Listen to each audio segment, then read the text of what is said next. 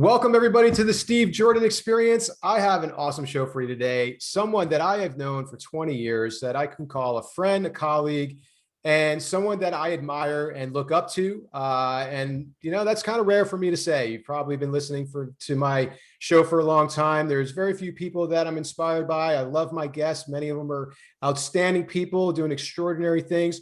But there are very few people in my life and in my career that I can resonate with, that I can look to and say, you know what, I'm really proud of this person. Really, they've done so much for themselves, for their lives, for their family, for their profession.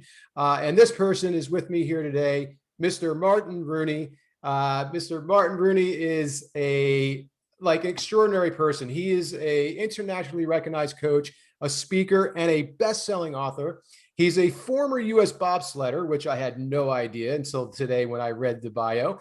He was a Division I track athlete, a judo black belt, and two-time Guinness World Record holder.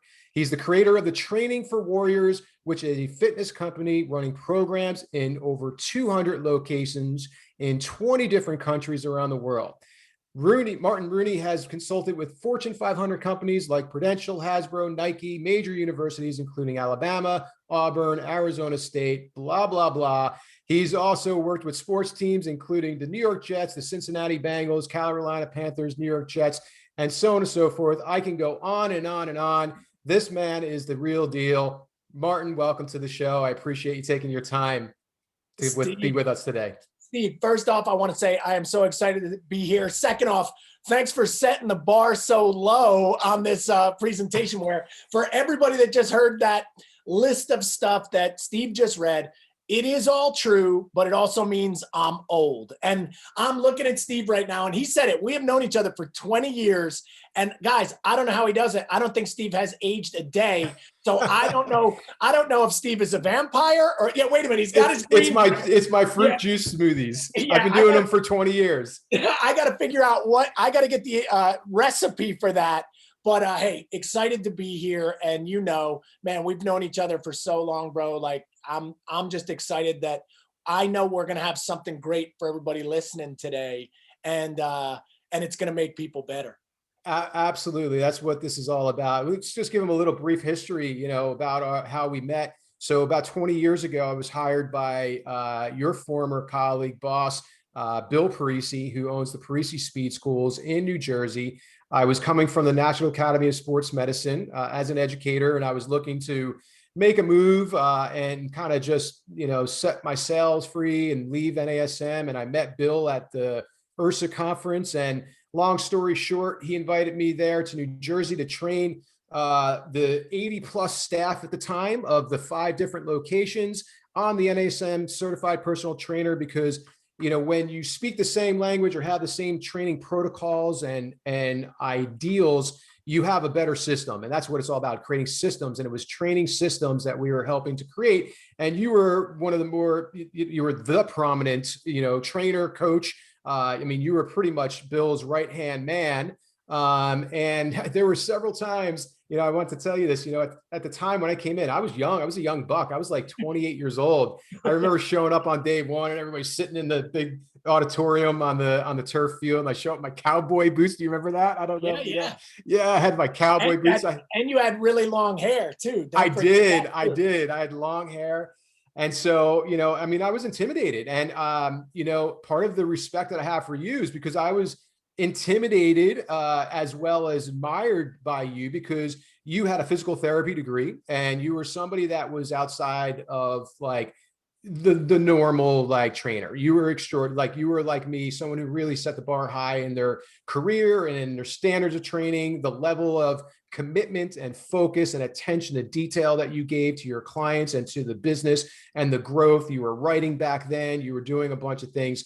You helped Bill build his vision. I don't think without you, he would have been able to scale it the way he has over the many 20 plus years. So, with that said, I remember Bill kind of almost positioning like you and I like almost against each other. He'd be like, well, what would Martin do? And I'd be like, I don't know. And I felt like he sometimes, and you and I didn't get, not that we didn't get along, but we didn't talk very much or hang out very much. And I feel like this is 20 years past overdue. We should have been having a beer 20 years ago somewhere in Jersey, like, and, you know, shooting the shit. So I'm glad to do it now. Though, but we've seen each other at a lot of different events over the years. And Yeah. that was always his style. What he liked to do was, hey, by creating that conflict, that's where you got the great information. But for everybody listening, hey, everything Steve taught was super valuable information, great stuff. And not only great in terms of the training and the scientific background to it, but also its effectiveness and its efficacy. And that's what I really liked about that stuff then, was it wasn't like, hey, break people off and beat them down, but it really gave a systematic approach. And yeah, remember that was like the OPT model when you guys were just developing that. But here's the bigger lesson maybe of all of it for the people listening. No matter what level you ever get to, because at that point I had 3 degrees. I was an orthopedic therapist too, but hey, I always wanted to keep learning. There was always new material. Remember that? Those were the days where you were almost pioneering progressions and regressions. And even that concept, I don't know if I had ever even heard that concept before, say, when you came in. And now that seems so maybe elementary, but that's how we were on the cutting edge of so much stuff. But the message for everybody is, guys, I don't care where you are, the minute you stop learning or you think you know it all, or you have all the information, that's probably the minute you're going backwards, and you should really watch out. Yeah, that's a great point. I say, if you're not learning, you're dying. And that's a very good point to make. You know, the other point to that is that information still stands solid today. That stuff that we learned 20 years ago is still used by, you know, I'm sure in different variations of it in the training systems that you use in your warrior training Olympic athletes. You're going to be watching the Olympics in the next couple of weeks. You're going to be seeing these top world-class athletes probably using very similar approaches that we were teaching 20 years ago. And that point is that, you know, exercise science stands. When we watch Instagram and we see people doing what I used to say, quote unquote, sexy exercises, these are exercises that just look good, you know, in video or in picture.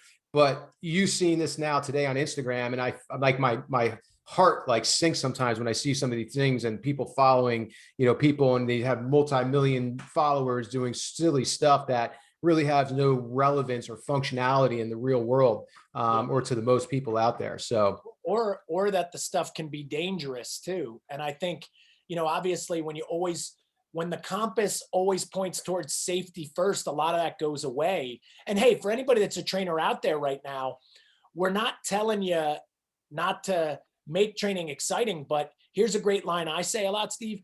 But your job as a coach is not to be creative. It's not to create a new name or a new, hey, here's this thing that it works, but let me change it so I can call it mine.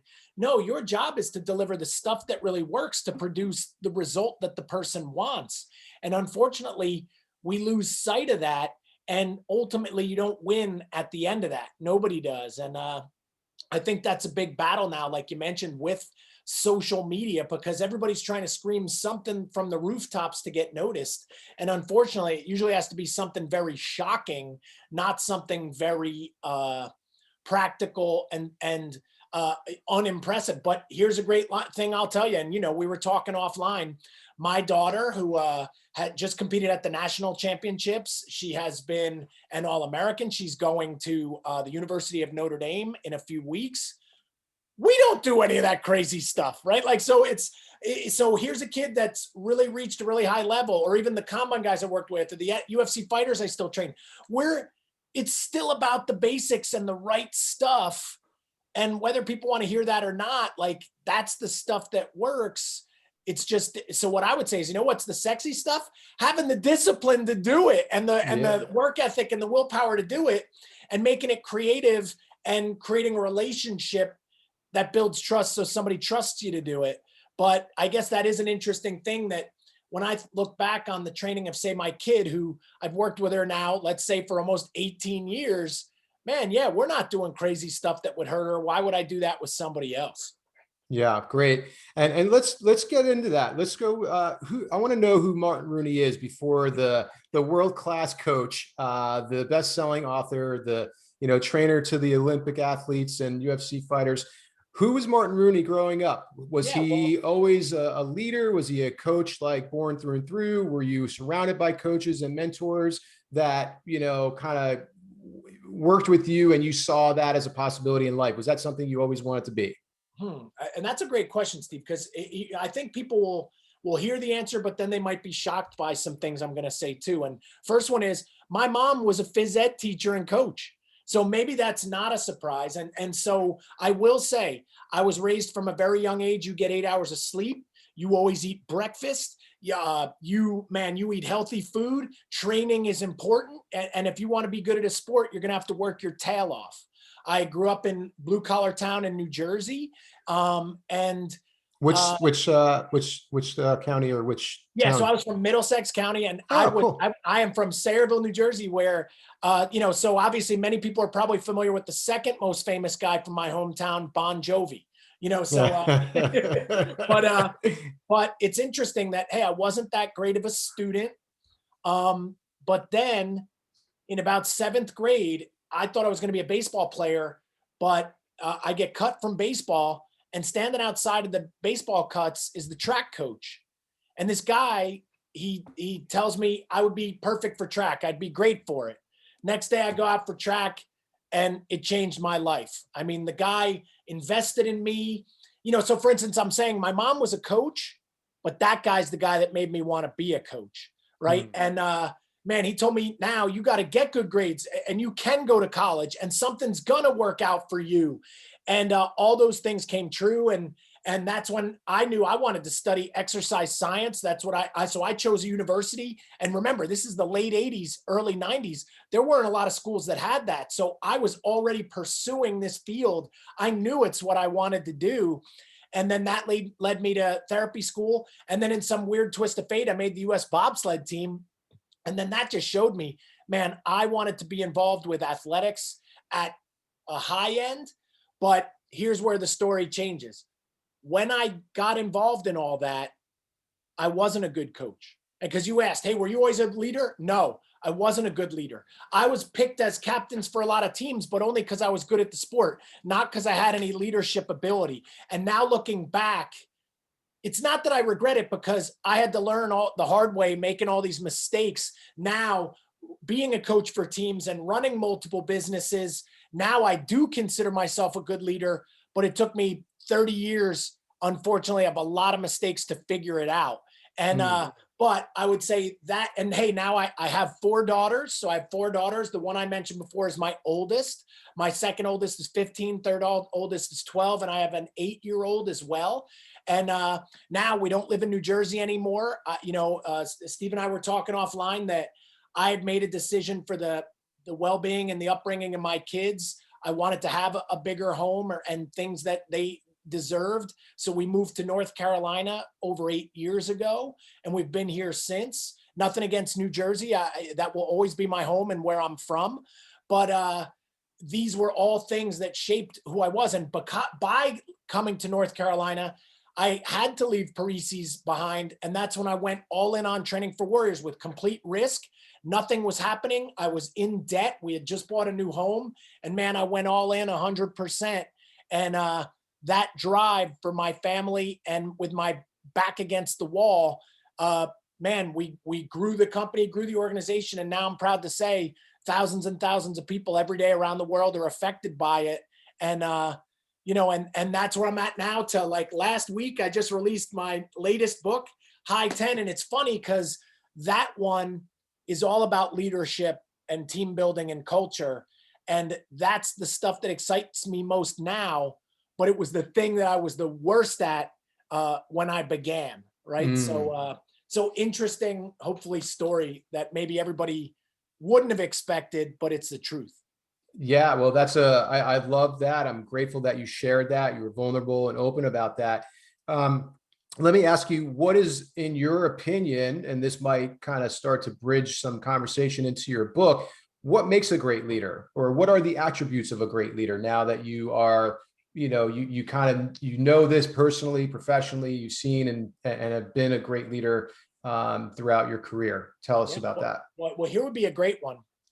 And there, hey, that because I know you're a big reader, man. I got thousands of books on my shelves, hundreds of them just on leadership. So there's many ways to look at it, but the approach that I will address, which I think will hit people hard. And when I say leader, you can interchange that with coach, teacher, parent. These are, because if you are any of those things, you are also a leader, business owner, manager. But I would say one of the biggest things that's either going to determine your success or not as a leader is you have to first envision and then define your culture, not just for yourself, but for everyone else. And it's interesting because when I look back on the teams that I coached that didn't succeed, or the businesses that I was running that weren't as successful, we never understood what we stood for. And as a result of that, I could not either discipline or, get people to act in accordance with the culture. I didn't know what it was. But with Training for Warriors, I already knew what I wanted. I already knew how it was going to look. I knew how it would interface with the customer, how we would act, how we would speak. And I'll tell you what, the strongest thing about Training for Warriors, and it took the quarantine, the lockdown to show me it, was our culture. Because how so many fitness businesses, and we all know how many of them closed during this. What I was so proud of is watching our members and our students stand alongside our businesses that even when they were closed, they continued to keep their memberships because of the strength of the culture, and they didn't want the business to go away. And it's interesting that if we did not have that culture going into it, I don't think we would have survived this last year and a half of hell. And so that would be maybe a different approach to leadership than people have heard before. But how can you lead if you don't even know what you want, right? And then, but how can you lead if you've never decided what it is you stand for and what your company is about? And most of the businesses I go and consult, they never did that work, right? Like they didn't do that. They just kind of started a thing. They got an LLC, they got going, now they're grinding. And all of a sudden they have a culture they don't want. Maybe there's negativity, toxicity, the wrong people work there, but that's all a function because it wasn't decided upon before it got started. And what's interesting, that is not a course we were ever taught. That's not something we ever hear about. And what I'm hoping is this is going to be that course for people moving forward. Well, I have no doubt that the details and the information provided in there is definitely going to help to turn some lights on and get people to shift and be able to create some new ways of being in their business and personally as well.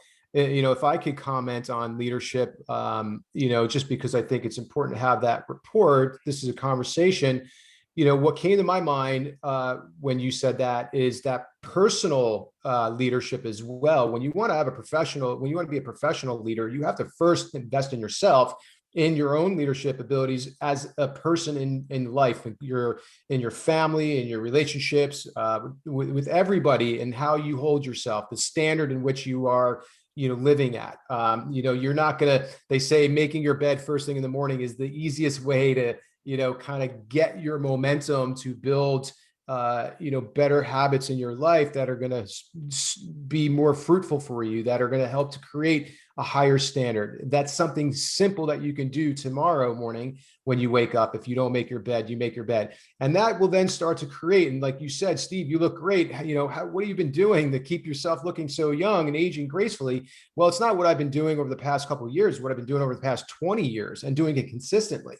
That standard of living then projects into my personal life, which then, outwardly goes to my professional life as well, almost organically. So I think that's an important attribute and conversation to have, as well as look within as well, not always creating, a vision out, but look inside and see the vision that you want to have for yourself and your own personal standard. And then I believe that also will help to, fine tune your professional standards and vision as well. Would you agree?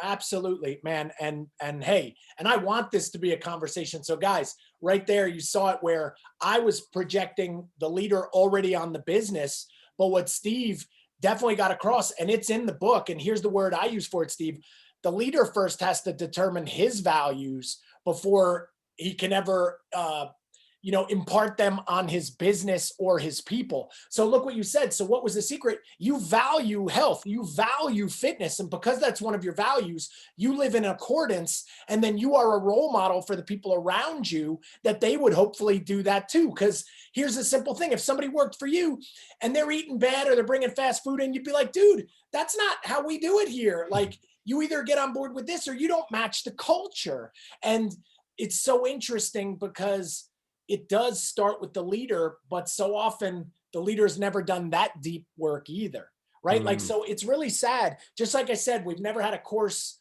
on leadership, say for a business. Well, man, when was the class where they sat you down and said, what do you stand for? What do you believe in so strongly you'll fight for it? What are your values? Who are you?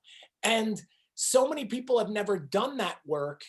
And then, you know what? Then when a value they should have had is challenged, like maybe honesty or fitness or exercise, then maybe they do lie or they steal. Maybe they do drugs or hurt their own body. And it's just because they never were either asked or decided what they stand for. And I'll tell you what, and if you haven't, then, and here's a bold statement. You ready, Steve?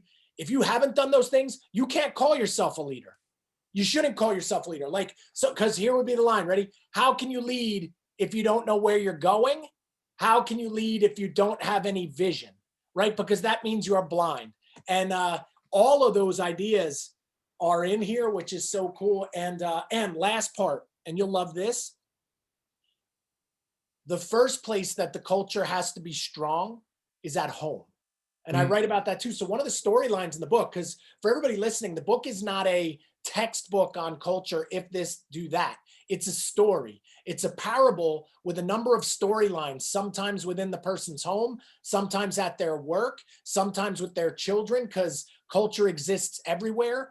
But I'll say from personal experience, if your culture is negative or toxic at home, it's only going to negatively impact your culture everywhere else around you too. And so you got to fix that stuff first before, you can't go to work happy if you're completely unhappy and doing all the wrong things at home. What do you think on that, Steve? I think it's so true. I mean, home is where the heart is. Home is where it's where you're supposed to spend your most time. It's where it's where you can be yourself. Yeah. And, when you go and show up at work, or you go to the client, or you go to that public speaking event, wherever you're going, or even out to the grocery store, you're putting on your outfit, you're putting on your makeup, you're putting on this mask, if you will, a psychological mask, or even a physical barrier mask to present yourself to the world in a certain way. But if the inside doesn't match the outside, then, or vice versa, then there's going to be a disparity and inauthenticity, and people can see through that. There's no question about it. And, whether they see it consciously or subconsciously over time, even that's going to definitely bleed into your business and take away from your opportunities and your ability to sustain and have sustainability in this career or any career in life. We've all been challenged during COVID. I've met a lot of people that have been able to prosper and do well. We talked offline about that and how you had to pivot and create some new ways of doing and being and creating, this book being one. There's and that's again because your core values, because your standards were high. Like, rather than lying, turning over, lying down and just taking a rest, or hoping this will pass, or hoping something will change, and thinking everybody's saying, well, I hope everything goes back to the way it was. Ladies and gentlemen, it has been way too long. It's never going to go back to the way it was. We are now in a new way of being, a new world, a new way of doing things that we have to adapt. And if you didn't adapt yet, it's not too late, but you have to be open-minded to that. And your standards at home are absolutely, like you said, true to be the core of the ability to be a leader, or in pursuit of being a great leader. Yeah. And one word that really stuck out with me that you said, you just went right through it, but it could be a podcast in itself. And the one that hit me was authenticity, or authentic.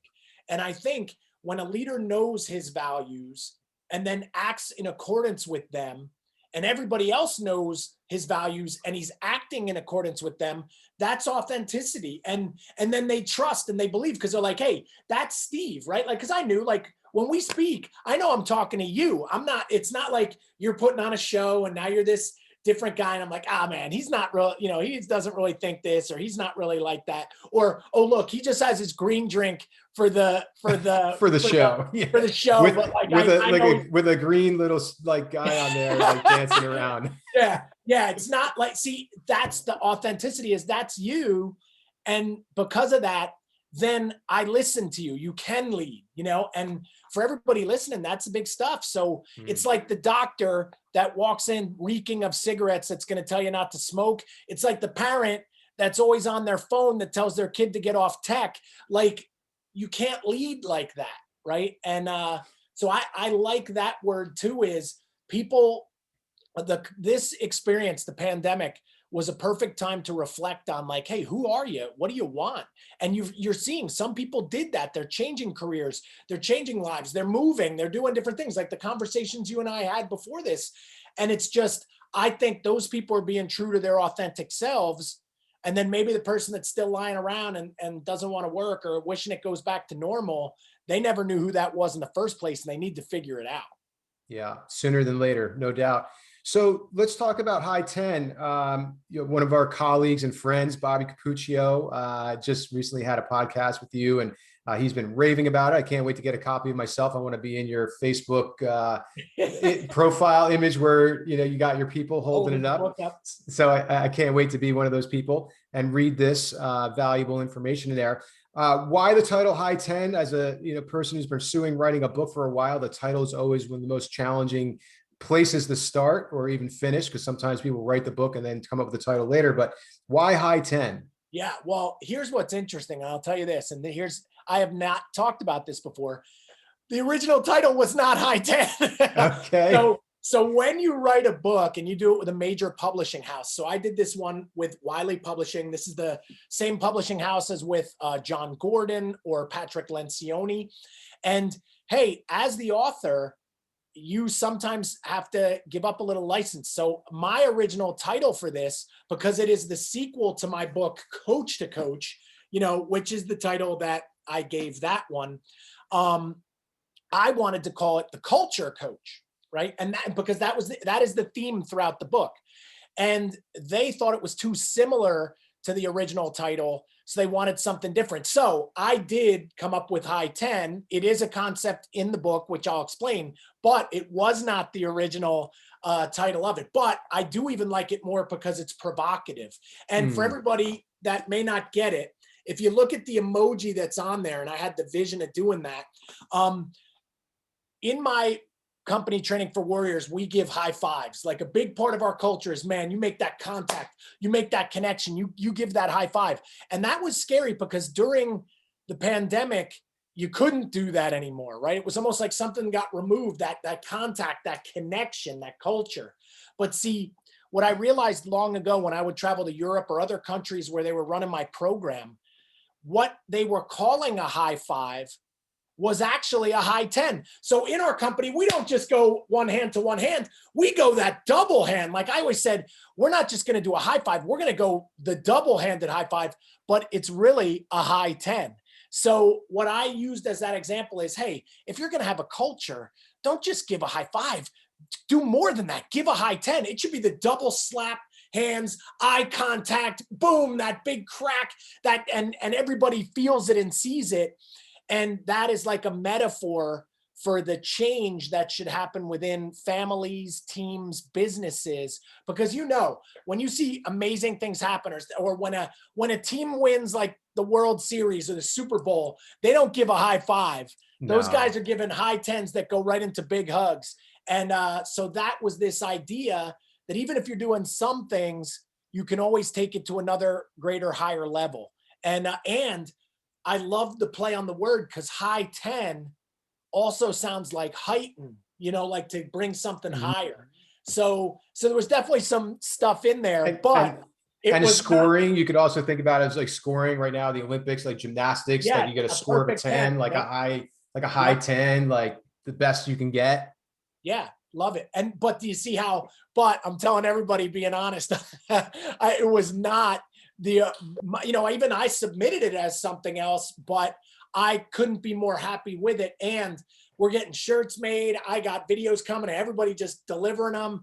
And again, I think my network in particular loves it, because that is something that organically grew from within our company, which is, and again, that's the part too, is it's a fictional story, but everything in it is real and it all happened. And I could only write it because of not only the mistakes I've made, but then the successes I've had. And so the stuff in there, it works.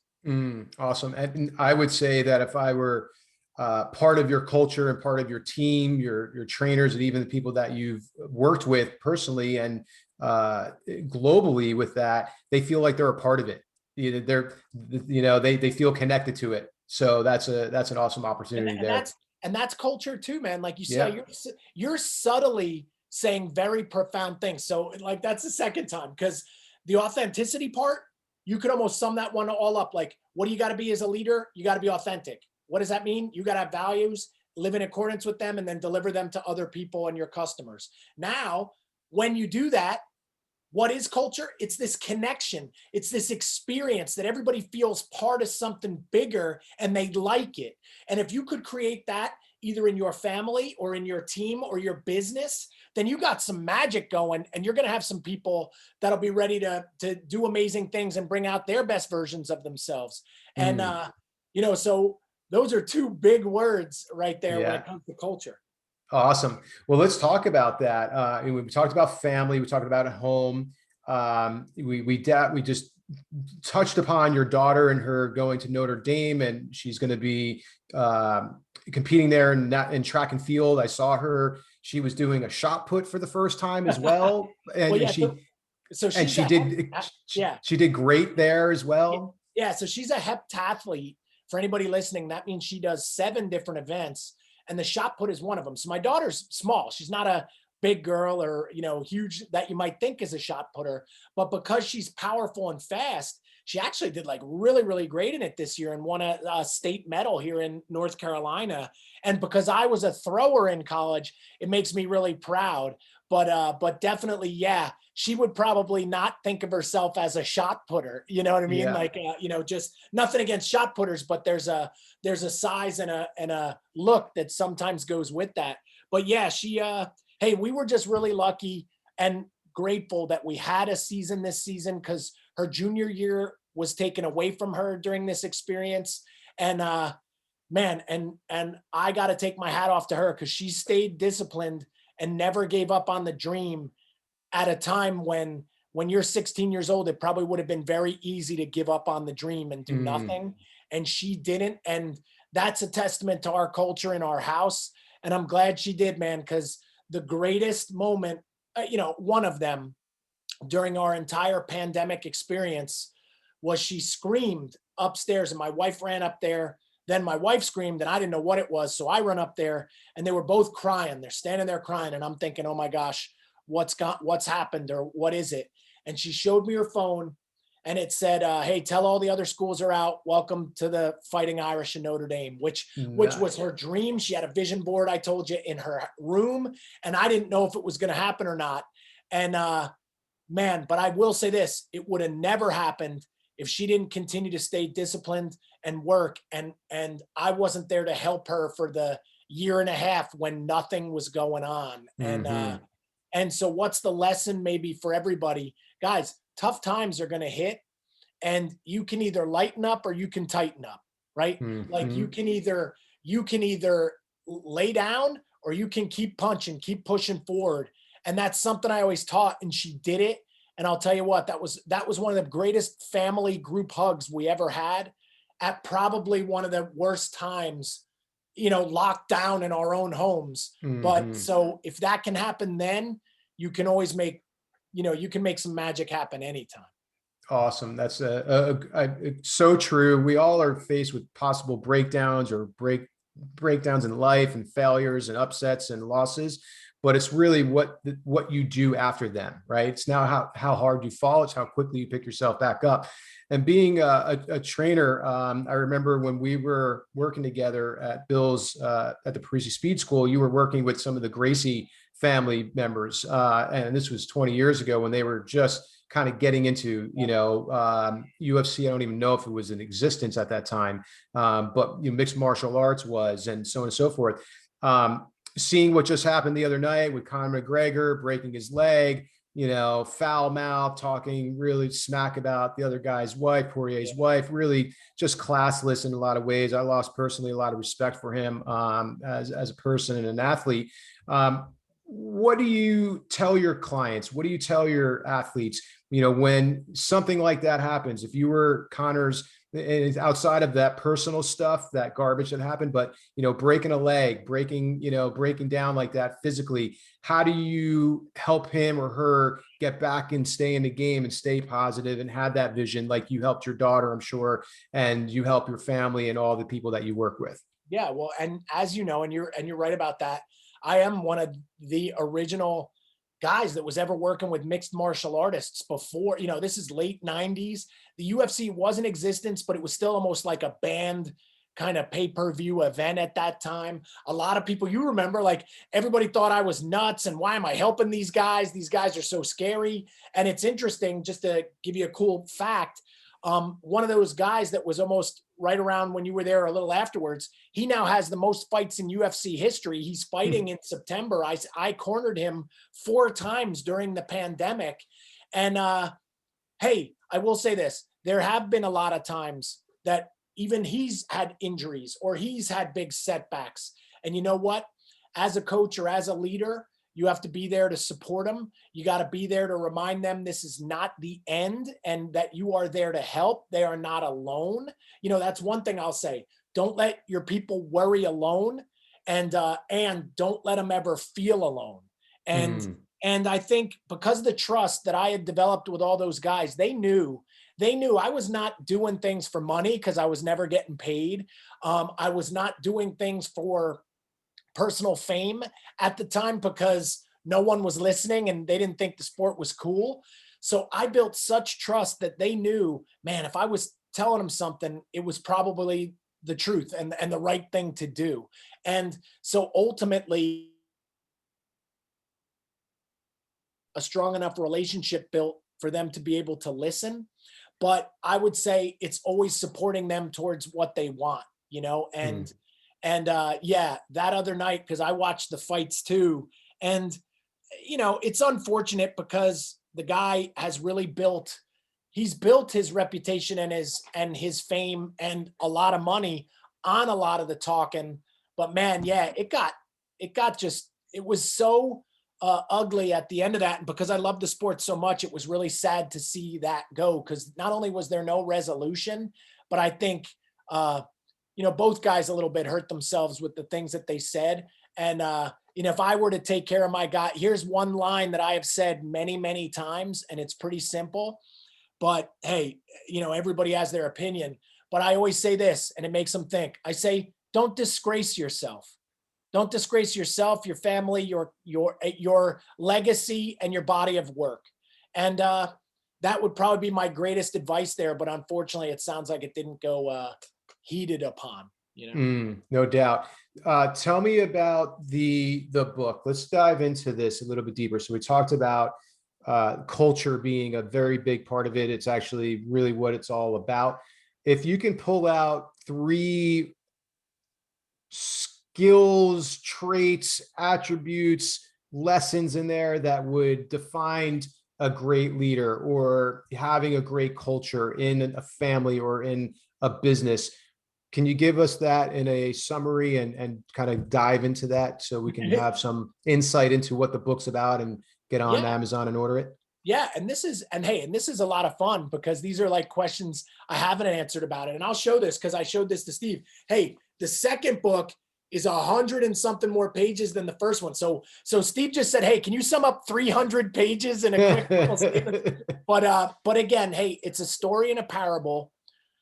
There's a lot of different compelling characters, and there are 30 stories within the story. It's an easy read. So if people are sometimes intimidated by books, I don't want you to be. Most people tell me the only complaint I've ever had about the 2 books is I wish they were longer. I read them too fast.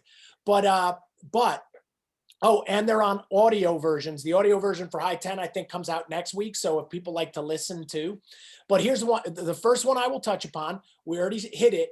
And that is, this will be the one we already covered. And then I'll give you three. The first one is, hey, if you don't design your culture, someone else will. So that's the first one. The first one is you've got to envision it, right? Like you got to know what it is you want people to want to be part of. So you notice how you said, culture is like this community that is built, the interaction between that community. Well, if you never decide what you want that to be, then it's probably not going to go the way you envisioned, because you never told them what you wanted it to be. Now, after you've envisioned it, now what you've got to do, and this is a biggie, is you've got to surround yourself with the right people for it. And here's what I find time and time again when I work with businesses, teams, they got a lot of people that shouldn't be on the team. They got a lot of people that like don't share the values and are horrible for the culture. They got negative, attitudes, or they're toxic to the rest of the group. And if you allow that as a leader to continue, you're not a leader, because you're killing your culture by keeping those bad people around. And I guarantee, as I'm saying that, every person knows who I'm talking about within, their own culture, right? Now, once you've identified what you want and you got the right people on board, the next part is then you have to ceaselessly continue to support and deliver that information. So you can't tell them what the values are once, or you can't tell them how they should interact once. This is constantly being delivered. And I think that's the next mistake a lot of businesses make. They go away for a weekend, they write up some values, they stick them on a wall, they talk about them in one meeting and never address them again, and are confused when no one's doing it, and they got all the wrong people. And then maybe the final part would be, and these are all pieces within the book, is not only should you celebrate when people do it right, but you should always recognize them for that too. And why I say that is, I just saw an interesting stat. You ready for this, Steve? Because I was just talking with another buddy of mine that does a lot of stuff within hundreds of different businesses. There was just a study done, and 80% of people said that when they feel the pandemic or whatever is really, really over, they're going to switch jobs. Like they're looking to switch jobs. Now that tells me, but what does that tell me? That tells me, if you remember the old line, one of the main reasons people switch jobs is not because it doesn't pay right, but because they don't feel appreciated. Right. And what's interesting is, well, if you're not appreciated, then it's probably not the right culture. They don't like the culture of where they work. And I'm making a leap here, but I bet you a lot of businesses that entered in with bad cultures already, like we said before, those people are going to probably want to leave when this thing levels off a little bit. So I'm challenging every leader. You got to get the culture you want. You got to support it. But man, you better be recognizing and appreciating your people when they do it right, because those people will leave if you don't. And those are all big messages and themes within the book. And there are so many more of them too. But yeah, hopefully that gives some people some energy or some ideas to want to check it out on Amazon. Absolutely. And it opens up another question that I've got after hearing that. So you recognize, let's say, you know what, I dropped the ball. My culture isn't as strong as I'd like it to be. I'd like to redefine it. I envision this, I write it down. I talk to my executive team, or maybe it's just yourself. I talk to my family about it. How do I now go back, now that there's so much integration of this old culture? And I know you said sometimes it's letting people go who don't fit that culture, but you hope that you can maybe transform these people's vision as well and keep the people on board who've been supporting you, and maybe their family and you can't get rid of them. But how do you go and tweak this without having to start over again? Yeah, well, that's one of the main big storylines of the book. If there are like 4 of them, that's one of them, where there is a startup business owner, and he did the classic, wrote down a bunch of values, never taught it to anybody, had a bunch of toxic workers. Some have to go, but he does want to keep everybody. But now he wants to launch with this new stuff. And here's what I will say. It is not something you do in a weekend. It's not something you do in a week. right? Culture takes time. And this book outlines that process. That is a series of, that is going to be a combination of transparency as a leader, where you've got to be honest and let them know where they are and where you want to be. But then that has to be a slow process of working with everybody, gaining their trust back, but then also slowly getting them to both accept and adapt to those new ways of thinking. And here's the thing, it's a process and it's hard, but if your business, if you love it and it's worth saving and you believe in it, then it's a process that you have to work on. Right. And I like to always say a business is like an organism. It's like, we call it our children, right? Like that business is my baby. It's my child. And you wouldn't just do something with your child once for its health and never do it again. It's this constant nurturing over time to do it right. And your business is the same thing. And, and unfortunately, I think this book, hey, Bobby and I talked about it. He said the book's going to scare a lot of people, just like what you said, because they might say, oh my gosh, now I realize I don't have what I want. This is going to be a lot of work. But the answer is, but what else would you do? Let it continue to not be what you wanted, or not be a place that people want to work. So you have to do that work. And instead of getting frustrated by it, get fascinated with it, and start taking the actions that it's going to teach you in high 10. It's just like training yourself or training clients, wherever you are in that, wherever you are in that story. But results don't happen overnight. They don't happen in a weekend. They don't happen with a special diet. It happens with consistency and doing it over and over again. And that culture you create from within inside is that being healthy and fit from the inside out. That's where you feel and look your best. So, or perform your best wherever and how that looks. Well, and another idea too is, hey, and fitness is never over. Like, look at you and me, like we're on 35-year fitness journeys right now. And I have no plan of stopping until I take my last breath. So the same thing, I'm having a breakthrough by you saying that is, hey, culture doesn't end either. It's not like, oh wait, we got it, so now we can just take our foot off the gas and never talk about it again. It requires constant attention forever. But the whole thing is, what else would you do? Right? Yeah. Do you think Apple's taking their foot off the gas of their culture, or Google? I hear that these companies spend tens of millions on their culture a year. Then why, as small business owners, would we ignore it? Right? And so it's a timely concept. That's what I keep hearing, especially in our day of cancel culture and company culture, and what we're hearing about people not liking where they want to work. This book couldn't be better timing, but now it's going to be up to people to not only read it, but start taking action on it. This gave me an aha moment, and you're in that last dialogue we just had there as well. It doesn't necessarily have to mean you have to change the culture or switch the culture because it's wrong or that it's bad. It could be just because it's the time to change it, right? Whether it's the pandemic or you've had X amount, 10, 20 years doing it this way and it's been successful. Let's evolve. Absolutely. Well, think about it. Look at where we were 20 years ago. All these different, using a negative thing, I guess, but like harassment, right? 20 years ago, there's not even a concept for it. Now it's embedded into the cultures of businesses that's not what we do here. And there will be consequences if you do. Like, businesses had to evolve within that, and their cultures had to adapt to new ideas. Whether it's the concept of diversity, all these things that we're hearing now, as our global culture changes, your business cultures need to reflect that too. So I'm not just saying that things are negative, but as technology changes, there'll be new stuff, right? Like, remember when we worked together 20 years ago, there wasn't social media yet. I didn't have a cell phone, right? Yeah. Like, so now, but now can you imagine if I still ran my business with no cell phone? Like, no, like, stuff changes, it moves on. And so culture is always going to be evolving, and that means you can't stagnate. You need to be on top of it and always moving forward.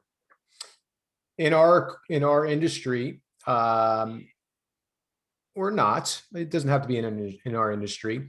Who do you look up to? Who do you see, as a mentor, someone that you value their culture and their business, that you're like, they're doing it right, maybe motivated you or inspired you to write this book? Do you have have anybody in mind? Um, hey, obviously I can never leave out Bill, where without Bill Parisi, and I'll always say it, with Parisi's and what we created, it was some of the greatest times of my life. That is where I cut my teeth to being a leader and really being in a leadership position, watching him and the risks he took and everything he did to grow it. Look at the story you told Yeah. today. He was always such a visionary and a pioneer to educate the team and how we would move forward. And and hey, we're still best friends today and we always Yeah. talk. And, it's without a doubt, if I ever have a concept or a concern within those areas, I go to him. But what I would say is, hey, that Gracie family, those guys taught me a lot about culture and how building culture is like a family. That was, so Henzo Gracie, Ricardo Almeida, Halls Gracie, these guys, those lessons that I learned from them. And then, hey, I would do a shout out to Coach Olson. His son is Greg Olson, a very famous NFL player, but he gave me the opportunity to use the concepts that are applied in the book with his high school football team for 10 years. And we had some of the most amazing runs. And again, I got to be this leader, but also learn about visions and slogans and how to create mantras and create whole new cultures each year for new teams. And so those are definitely some names that come to mind. But hey, I wouldn't leave out my parents, because again, my mom was an original influence, and that coach that I talked about, his name is Bill Scarola, and still to this day, he's the greatest coach I ever had. And to the things that he did, now we're talking, almost 40 years ago, how he built a team and how he got everybody on board together and how we did things together and the way he was charitable and the way that he used his time and the way that he did things, and everybody was going to get things equal, right? Like, for instance, here would be a great story. We would do a candy drive every year and wash cars and all this stuff for money. And when we got all the money, that's what bought our jackets for the team. And I can remember saying, Coach, like, why are we doing this? Why are we doing this? And he said, hey, Roon, and that's what he calls me, Roon. And we talk all the time still. He said, if one kid's going to get a jacket, everybody's going to get a jacket. And so what he did was he made sure every kid on that team got a jacket. This wasn't going to be something if you had money or not. He was going to figure it out that everybody, if you're on the team, then you should get a jacket. Everybody gets a jacket. And it's stuff like that got ingrained into me. And I watch like the charitable stuff that now Training for Warriors does. And so many of the amazing, like, I don't know how many over the years, it's got to be millions of dollars that have been raised for different causes because of our people. And I know that the seeds of that all started with that coach of mine all those years ago. And so I am a composite of all those people and many more. Like, the acknowledgments in my book is very long because of all the people I had to thank. And, but yeah, that would be a short list of the big list of people. Tell us about Training with Warriors as we start to close the conversation. I wanted to personally know more about it because I haven't participated in anything. I remember we one time were at a Perform Better conference. I was presenting for Kaiser and you were doing a Training for Warriors program within there in Long Beach. And I looked in and I did see lots of energy, the high tens, you had mantras and, hoorah. And, it was probably the most enthusiastic crowd that was there participating that whole weekend. Well, what is Training for Warriors? What is the paradigm there? What can somebody expect? Can people just sign up for it online? Do you have to belong to it? Can they, and now as things open up, can you go? Do you have any events coming up in the near future? Yeah. Well, hey, so everybody heard my history that I was training these world-class fighters. And because I was one of the original guys, I started writing books about it. And the original 2 books were called Training for Warriors. And those books went on to sell hundreds of thousands of copies around the world. And that led to me teaching courses. Then that led to certifications. And what was interesting is, in the beginning, it was people in the fighting space that were interested. But then all the readers and all the people using the program, they weren't fighters. They were regular people, whether you want to call them weekend warriors, housewives. It was people that wanted to train and feel like a warrior inside and get real results, but they didn't want to get punched in the face. These were regular people. And when I noticed that, that's when people started asking me, hey, can we license this program? Can we run it? And that almost 15 years ago started our licensing program. At our zenith, we were at about 300 locations in 30 countries. Obviously the pandemic, and I hope everybody can appreciate being closed. Some places, in some countries are still closed. Very difficult for so many people in the fitness industry to survive. But what it is our concept. We are not, say, high intensity or break you off or hurt you. I took all the stuff from using world-class athletes, strength training, warm-ups, and in particular, our metabolic workouts that helped people to lose fat, build muscle, and feel better about themselves. And I applied it to regular warriors, right? So I believe everybody's a warrior. If you got to hit the alarm clock and get up every day, you got a warrior inside waiting to come out too. And this concept just resonated with people. It created incredible communities around the globe. And now, we still have hundreds of facilities running this program. And it's a program where you go and you train. You actually train at the facility. And, now depending on what your regulations are or what country you're in, if you have one near you, you can use it. And, or if you're interested in finding out how more to run one, you can always check out how to do that at trainingforwarriors.com too. Awesome. Great. And we'll have that in the show notes for anybody that is interested to check it out. In closing, Martin, would you, kind of leave us, you've left us so much invaluable information. I want to be respectful of your time, the listeners' time. And, we could go on, as we said before this went live, how we could probably do 10 episodes. We've got a lot of history and respect in each other's lives, personally and professionally. In closing, what would you love our readers to take away from this conversation? If you could summarize something that you talked about, or maybe something new, just leave us with another aha moment or something that we can really sink our teeth into. Yeah, well, I would definitely say maybe the biggest one, the silver lining for me during this pandemic was actually not being on the road 100, 150 days a year, but really spending time with my family. And as a result of that, it made me appreciate the things that we weren't doing anymore. We weren't having that family dinner. We weren't having those really deep conversations. And I would challenge everybody with what we talked about today. Never forget, your culture starts at home. And if you're not investing in that, I don't care how successful you get or how much money you have in the bank, eventually it's going to come back to either bother you or you're going to feel more empty inside. Because the biggest lesson I got from the pandemic is the most valuable thing you have is not like, your stocks or your car.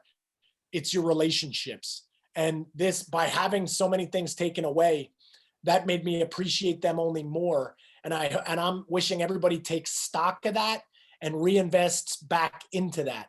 And it's not just the relationship with your family, but also with yourself. Identify who you are, where you want to go. And if you have that clarity, you're going to have power, because with that clarity, you'll have direction and you'll know the things you should be doing. And then you will be living more in accordance with your authentic self. And I think we hit on that some today, but that's a deep knowledge bomb for everybody. And I'll tell you, I think we had a lot of great stuff there. So hopefully if everybody liked it, definitely tell Steve about it. So he has me on again and we can hit some more topics, because we're just scratching the surface. Absolutely. Martin, that was awesome way closing. I think it's everything that you touched on is what we said, and just kind of brushing up on authenticity again. If you're listening to this, I believe that you have that, authenticity that is shining through, because it does take a commitment. It takes a person of a higher self, a higher standard of wanting more, being better, learning more, to create more and be more. This is your opportunity. This is why we do it. This is a passion of love. We don't get paid for this. We meet people in our lives. People come into our lives for a reason, a season, a lifetime. I know I have a very valuable and rich rich friendship with you. And I'm grateful for that. I'm grateful that we reconnected here on this podcast. I am again in awe and inspired by you always. I love seeing your posts. I love seeing all that you are doing. Again, very few people in my life I can say that authentically about. And it truly, I admire you, and I'm happy to see that you're successful and living the life that you've envisioned for yourself, for your family. And I wish your daughter the best of luck at Notre Dame. I'll be rooting for her, and I'll be watching. Hopefully you'll have some posts and we'll be able to see some things on TV. I just actually ordered Peacock, which is like the sports kind of, app on your TV, and been watching some of the Olympic training trials, and I'm inspired by it. I've kind of lost some of the sight of it because I went away from a TV a few years ago. But seeing that again, it inspires me to see how people are doing things at a whole nother level. But again, everybody, I just want you to know that this person here is talking, Martin Rooney. Please visit his website at coachinggreatness.com, and order his book, High 10, on Amazon. And it will be out in Audibles as well, Martin. Yeah, so that'll be out, I think, next week, they said. So awesome. There's going to be no excuses. They already got the Kindle and the hardcover version. But if you like to listen, the audio will be there too. Fantastic. Well, my friend, it's great to reconnect with you. I'm grateful again you took time out of your busy life. And I thank everybody for listening. Keep coming back. It works when you work it. So until next time, stay healthy and fit from the inside out. Thanks for listening.